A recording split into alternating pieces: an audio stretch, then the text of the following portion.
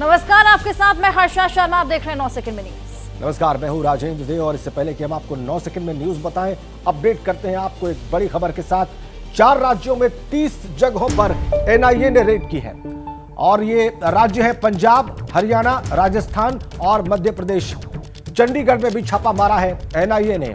आतंकी और gangster nexus के खिलाफ ये एनआईए की बड़ी कार्रवाई।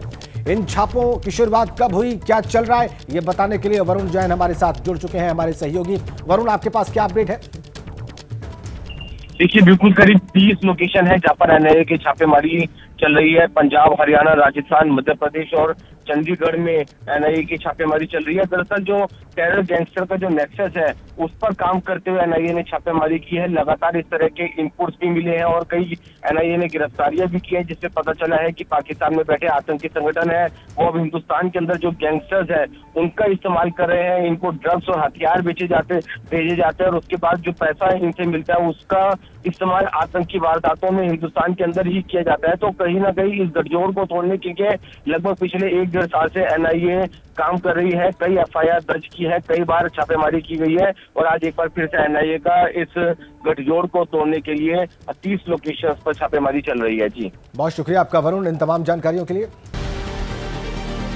देश भर में लागू हुआ नागरिकता संशोधन कानून सीएए। 3 देशों पाकिस्तान, अफगानिस्तान और बांग्लादेश के गैर मुस्लिम शरणार्थियों को मिलेगी नागरिकता। अमित शाह ने कहा, नरेंद्र मोदी ने एक और वादा पूरा किया। लोकसभा चुनाव 2024 की घोषणा से ठीक पहले केंद्र सरकार ने नागरिकता संशोधन अधिनियम को किया लागू। दिसंबर 2019 में संसद ने दी थी मंजूरी, 4 साल बाद किया लागू। 31 दिसंबर 2014 तक भारत आए हिंदू, सिख, जैन, बौद्ध, पारसी और ईसाई को मिलेगी भारतीय नागरिकता। बांग्लादेश, पाकिस्तान, अफगानिस्तान से आए लोगों के लिए कानून ऑनलाइन मोड में ही जमा होंगे आवेदन।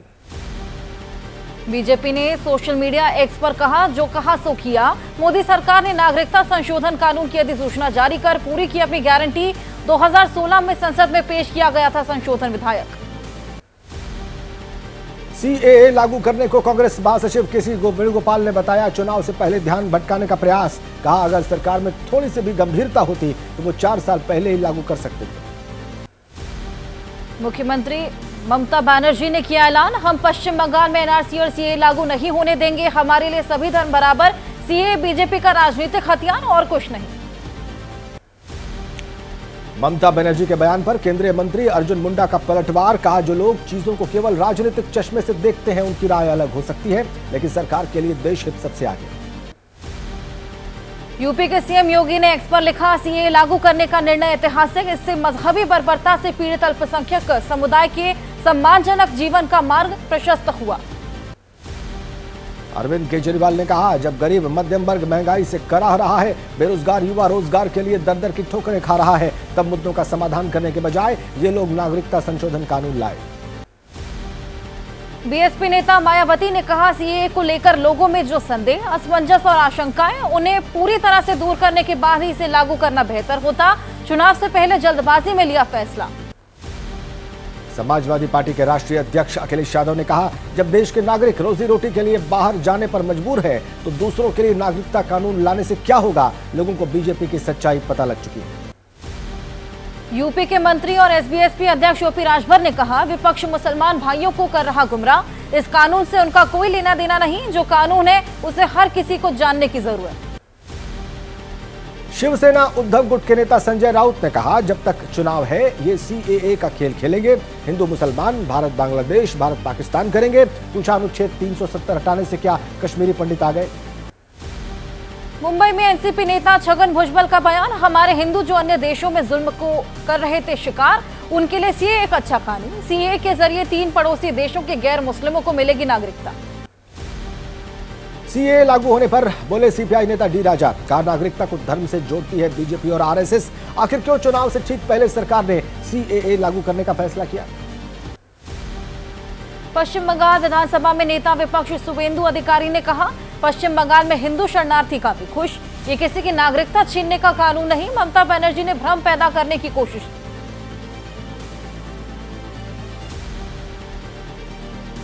सीएए कानून को लेकर विपक्ष ने मोर्चा खोल दिया है। 9 सेकंड में इसी से जुड़ी कुछ और खबरें आपको दिखाते हैं। असम कांग्रेस ने आज से पूरे राज्य में प्रदर्शन का ऐलान किया। सीएए लागू करने को लेकर असम कांग्रेस अध्यक्ष भूपेंद्र कुमार बोहरा बोले, सीएए स्वीकार नहीं करेगा असम। केंद्र सरकार के फैसले का पुरजोर विरोध। कांग्रेस नेता टीएस सिंहदेव ने कहा, सीएए ध्यान भटकाने का चुनावी हथकंडा। भारत में पूरे विश्व को माना जाता है परिवार, फिर कुछ धर्मों को बाहर क्यों रखा गया। सीएए पर बोले कर्नाटक के मंत्री प्रियंक खरगे, बीजेपी असंवैधानिक रूप से काम कर रही। इस पर पहले ही व्यापक रूप से चर्चा हो चुकी है। अब चुनाव के दौरान बीजेपी कर रही विभाजनकारी राजनीति। सीएए पर डीएमके प्रवक्ता टीकेएस एलविंगोवन ने कहा, ये इस देश को हिंदुत्व देश में बदलने का पहला कदम है। ये सरकार संविधान उल्लंघन कर रही है और इसी के लिए जानी जाती है। जेएमएम सांसद महुआ माझी का बयान, चुनाव से पहले धार्मिक मुद्दे लाकर जनता को गुमराह करना शुरू से हो रही बीजेपी की आदत। तमाम मुद्दों से ध्यान भटकाने के लिए लाया गया नागरिकता संशोधन कानून। कांग्रेस नेता दिग्विजय सिंह ने पूछा, इतना विलंब क्यों किया और अगर विलंब किया तो चुनाव के बाद क्या दिक्कत थी। संविधान में हर व्यक्ति को धर्म के पालन का अधिकार। सीएए पर बोले केंद्रीय मंत्री रामदास अठावले, कहा फायदे के लिए हम काम नहीं करते। चुनाव को ध्यान में रखते हुए ये निर्णय नहीं लिया। बहुत सालों से लंबित था ये विषय। सरकार का फैसला बिल्कुल सही।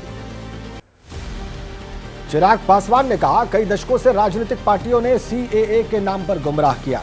दशकों से पीड़ित शरणार्थियों को सम्मानजनक जीवन मिलेगा और होगी उनकी पहचान की रक्षा। अखिल भारतीय अखाड़ा परिषद के अध्यक्ष महंत रविंद्रपुरी महाराज ने कहा, सीएए लागू करने पर केंद्र सरकार की सराहना की। कहा, कई देशों से सनातन धर्म से जुड़े लोग प्रताड़ित होते हैं, उनके लिए सुरक्षित एक ठिकाना भारत ही है। सीएए पर मुस्लिम धर्मगुरु फरंगी बैली ने कहा, नागरिकता कानून से इससे किसी की नागरिकता पर खतरा नहीं। हमारी लीगल टीम के नोटिफिकेशन देखने के बाद ही हम किसी नतीजे पर पहुंचेंगे। सीएए को लेकर जश्न की खबरें देख लेते हैं 9 सेकंड में। नागरिकता संशोधन कानून लागू करने के फैसले के बाद राजस्थान में जश्न। जोधपुर में पाकिस्तान से आए शरणार्थियों ने मनाया जश्न। कहा, सरकार के इस कदम से मिला उन्हें नया जीवन। पाकिस्तान से ग्रेटर नोएडा आई सीमा सचिन मीणा ने परिवार के साथ जश्न मनाया। जमकर फोड़े पटाखे, मिठाई के साथ नागरिकता कानून का समर्थन किया। पाकिस्तान में अपने पति को छोड़कर भारत आई थी सीमा। सीएए लागू होने के बाद सुरक्षा कड़ी।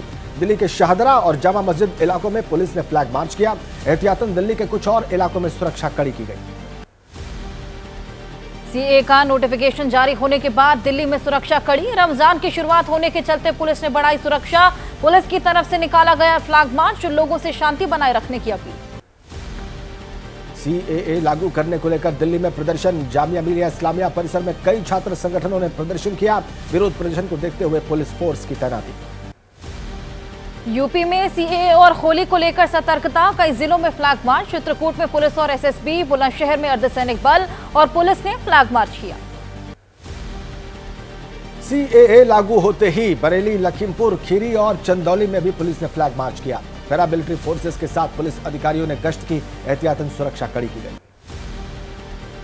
सीएए की अधिसूचना जारी होने के बाद मुजफ्फरनगर में पुलिस अलर्ट। शहर के 9 क्षेत्रों में चलाया गया चेकिंग अभियान। पुलिस बल और पैरामिलिट्री फोर्स ने निकाला फ्लैग मार्च। गाड़ियों को रोककर चेकिंग की गई। सीएए के नियमों को लेकर अधिसूचना जारी होते ही गुवाहाटी में विरोध। आम आदमी पार्टी के कार्यकर्ताओं ने प्रदर्शन किया। केंद्र सरकार के फैसले के खिलाफ सड़कों पर उतरे आप कार्यकर्ता। डीयू में ममता बनर्जी सरकार के विरोध में प्रदर्शन। छात्र छात्रों ने पुतला जलाकर विरोध जताया। ममता बनर्जी ने सीएए को लेकर दिया था बयान।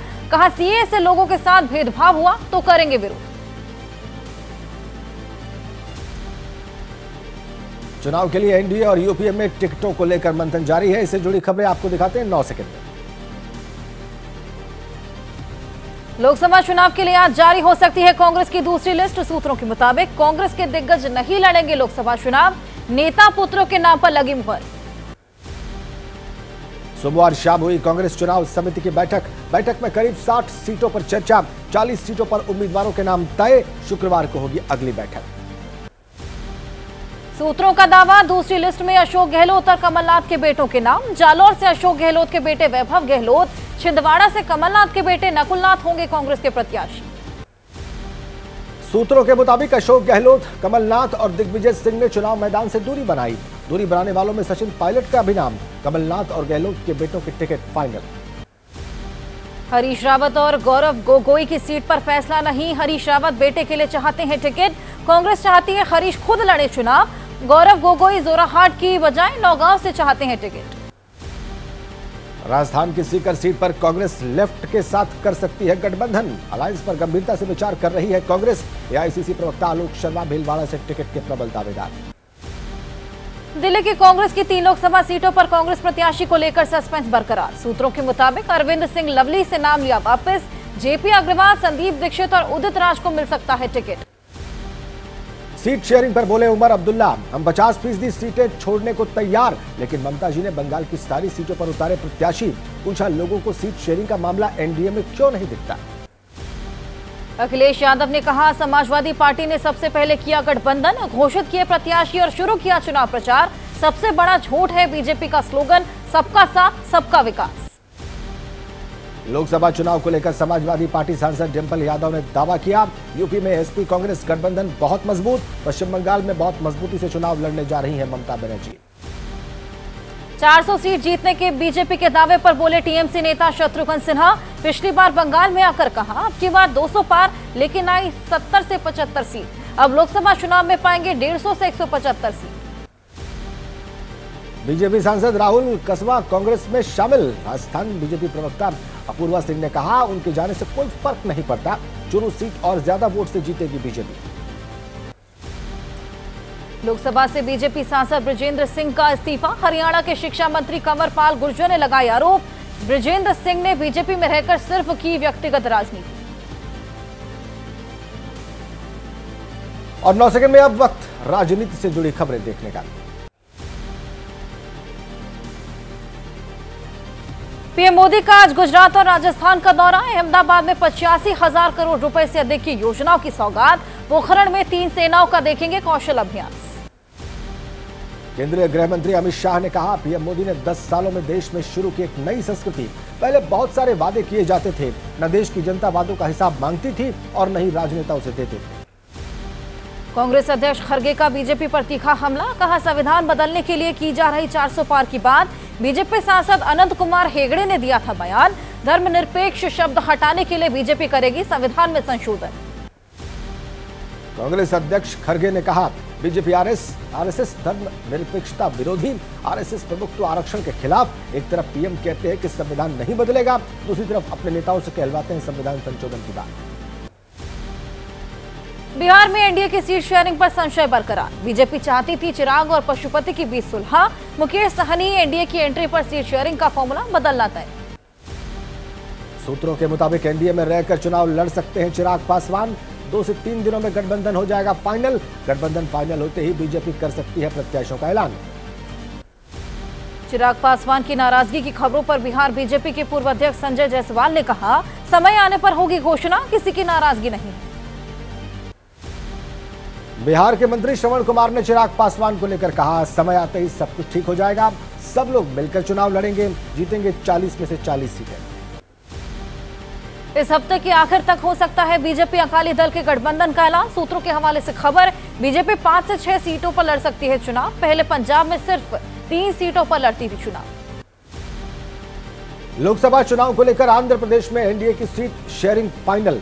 टीडीपी 17 सीटें, जेएसपी 2 सीटें और बीजेपी 6 सीटों पर लड़ेंगे चुनाव। जल्द हो सकता है इसका आधिकारिक ऐलान। और चलिए अब वक्त 9 सेकंड में कोर्ट से जुड़ी खबरें आपको दिखाने का। एसबीआई को आज देना होगा चुनावी बॉन्ड के चंदे का हिसाब। कल सुप्रीम कोर्ट ने समय सीमा बढ़ाने की याचिका खारिज की थी। सारी जानकारी 15 मार्च शाम 5 बजे तक इलेक्शन कमीशन की वेबसाइट पर अपलोड करने के निर्देश। एसबीआई ने कोर्ट के सामने रखी थी दलील। कहा बॉन्ड से जुड़ी जानकारी देने में कोई दिक्कत नहीं, मगर इसके लिए कुछ समय चाहिए। एसबीआई ने मांगा था 30 जून तक का समय, जिसे कोर्ट ने खारिज किया। सोमवार को हुई सुनवाई के दौरान सुप्रीम कोर्ट ने नहीं मानी एसबीआई की दलील। कोर्ट ने पूछा पिछली सुनवाई से अब तक 26 दिनों में बैंक ने क्या किया। 5 जजों की संवैधानिक पीठ ने इस मामले में फैसला दिया था। सुप्रीम कोर्ट से एसबीआई को लगे झटके पर बोले कांग्रेस सांसद मनीष तिवारी। कोर्ट के फैसले का स्वागत। कहा अब उम्मीद है कि एसबीआई जल्द ही बॉन्ड से जुड़ी जानकारी उपलब्ध कराएगा। इलेक्टोरल बॉन्ड को लेकर कांग्रेस अध्यक्ष खड़गे का बयान, कहा एसबीआई के सुप्रीम कोर्ट से समय मांगने से साफ है केंद्र सरकार कुछ छिपाना चाहती है। धीरे धीरे सरकार के घोटालों की और भी बातें सामने आएंगी। एसबीआई को मिले सुप्रीम कोर्ट के आदेश पर बोले जानकार, बैंक के सामने खड़ी हो गई बड़ी मुश्किल। एक तरफ सुप्रीम कोर्ट का आदेश तो वहीं दूसरी ओर ग्राहकों की जानकारी देने से बैंक की साख का सवाल। सुप्रीम कोर्ट में इलेक्टोरल बॉन्ड से जुड़ी याचिका लगाने वाली जया ठाकुर का बयान, कहा सुप्रीम कोर्ट ने मामले की गंभीरता को समझा, फैसले का स्वागत किया। हिमाचल प्रदेश के 6 बागी कांग्रेस विधायकों की याचिका पर आज सुनवाई, सुप्रीम कोर्ट में होगी सुनवाई। स्पीकर के फैसले को सुप्रीम कोर्ट में चुनौती दी गई। मौलाना तौकीर रजा के खिलाफ बरेली में कोर्ट ने जारी किया गैर जमानती वारंट। सोमवार को कोर्ट में पेश नहीं हुए तौकीर रजा, कोर्ट ने पुलिस को आदेश दिया 13 मार्च को तौकीर को कोर्ट में पेश करें। और अब देख लेते हैं अपराध जगत से जुड़ी खबरें। दिल्ली में आपसी रंजिश के चलते बाप बेटे की हत्या, चाकुओं से गोद कर उतारा मौत के घाट। दबंगों ने बाप बेटे पर एक साथ घेर कर हमला किया। चिराग, दिल्ली में बाप बेटे की हत्या को लेकर सवालों में पुलिस। मृतक के परिजनों का आरोप, पुलिस से कई दिन पहले की गई थी शिकायत के बाद भी पुलिस ने नहीं की कोई भी कार्रवाई।